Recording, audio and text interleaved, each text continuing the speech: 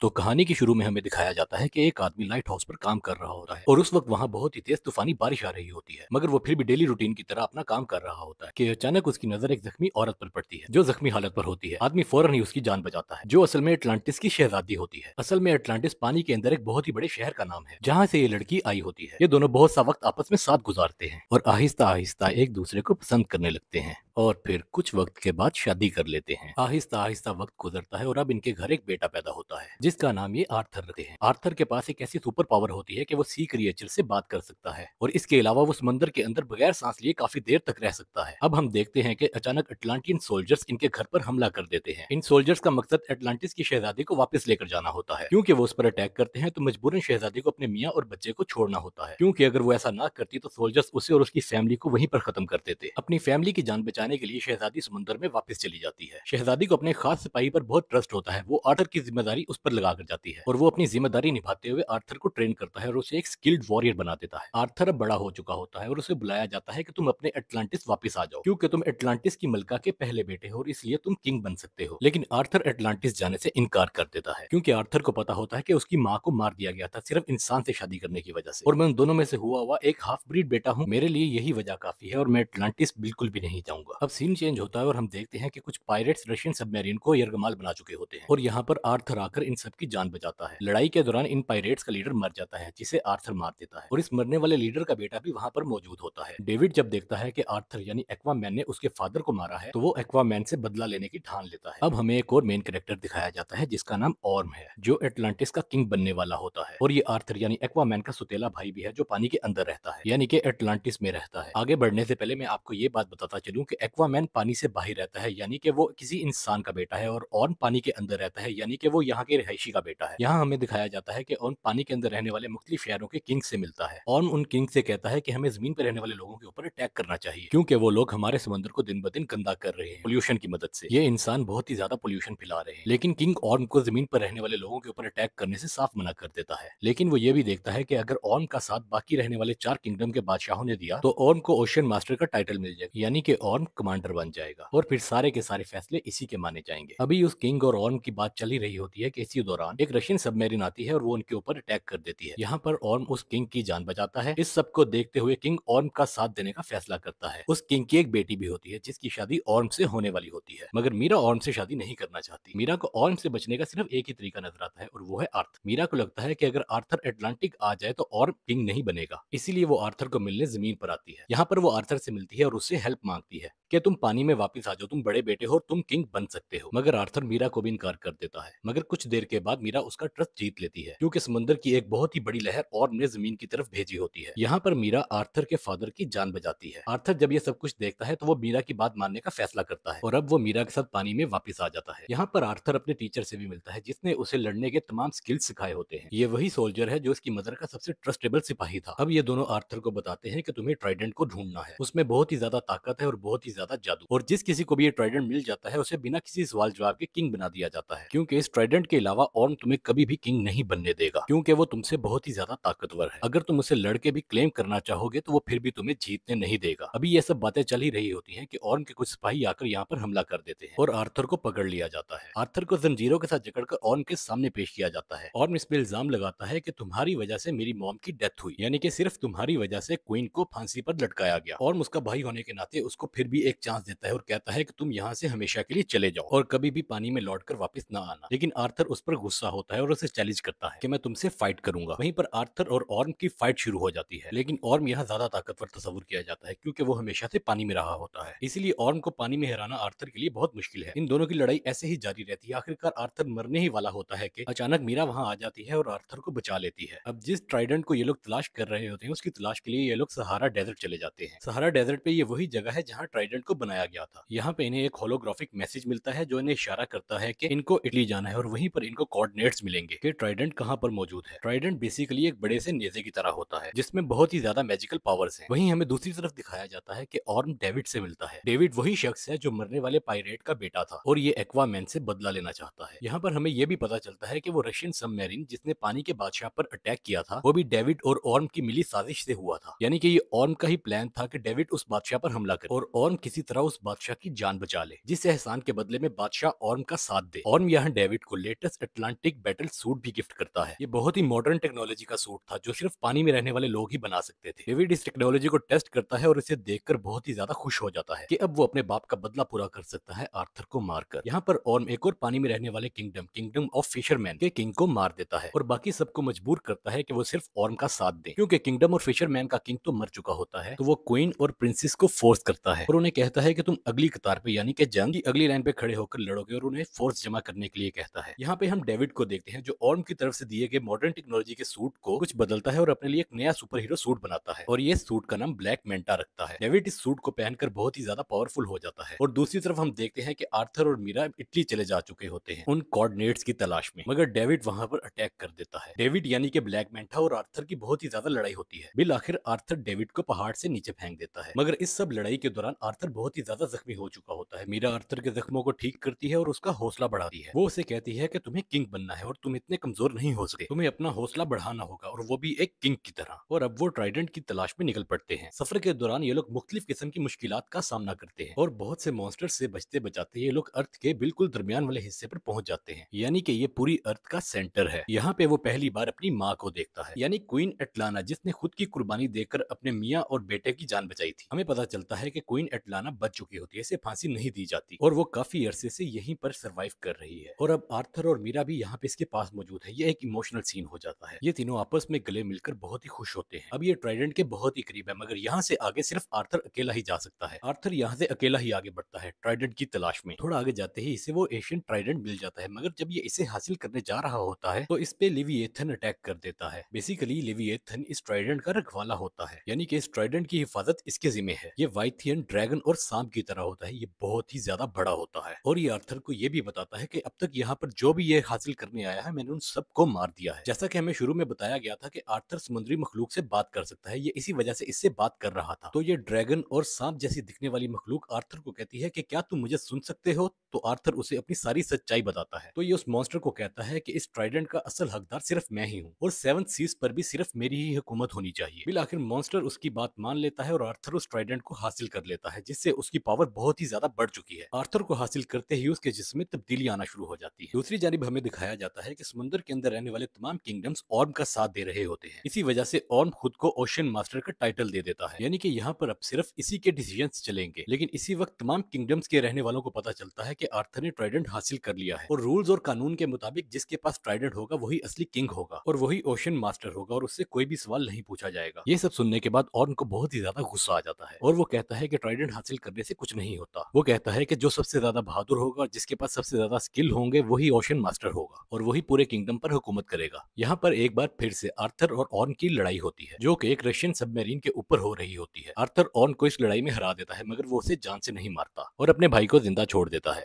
और तभी यहाँ पर क्वीन एटलाना भी आ जाती है और वो जब देखता है कि आर्थर ने उसकी मदर की जान बचाई है तो वो अपनी किस्मत को मान लेता है और हार मानकर खुद ही गिरफ्तारी दे देता है और अटलांटिस के सोल्जर उसे पकड़कर ले जाते हैं और मूवी यहीं पर खत्म हो जाती है। आस्ता ला विस्ता दोस्तों।